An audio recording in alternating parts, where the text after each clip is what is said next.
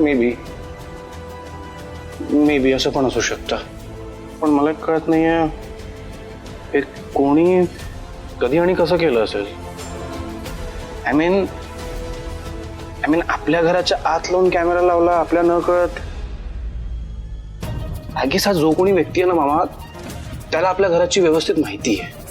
म्हणजे कळतंय का तुम्हाला, हे सगळं प्लॅन्ड आहे. सई अशाच कुठेतरी निघून गेला नाहीये. हा कॅमेरा, ते लेटर, मंगळसूत्र, अंगठी सगळंच बघा ना. माझी सई सुखरूप असेल ना? 100% सुखरूप असेल. ज्यार्थी ह्या माणसाला आपल्यावर नजर ठेवायची गरज पडते, म्हणजे नक्कीच सई सुखरूप असतील. पण मग आता काय करायचं? म्हणजे मी घरी जाऊन तो कॅमेरा काढून टाकू का?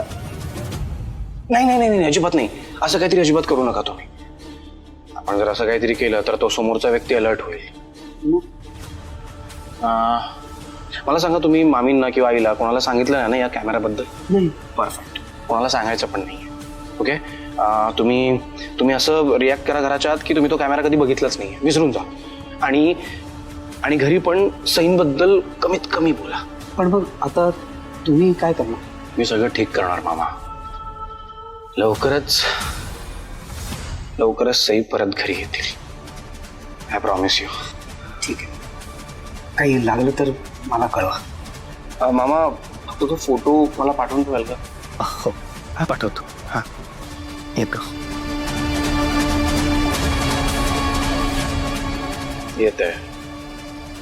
हळूहळू सगळं लक्षात येत आहे माझ्या. बस थोड्याच वेळेसही लवकरच मी तुमच्यापर्यंत पोहोचणार आहे. तोपर्यंत बी स्ट्रॉंग. ही पण संधी गेली. पुन्हा जर मला संधी नाही मिळाली तर मी देवांशपर्यंत कशी पोहोचणार आहे? काहीच कळत नाहीये. पण विक्रम तर जेलमध्ये होता ना. मी स्वतःहूनच त्याला पोलिसांच्या ताब्यात दिलं होतं.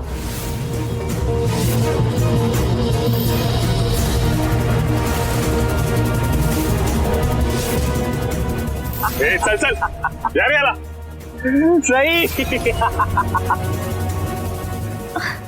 बाहेर कसं काय आला? मला कोणी मदत केली आहे की कोण आलाय? काहीच कळत नाहीये. काय चाललंय सगळं?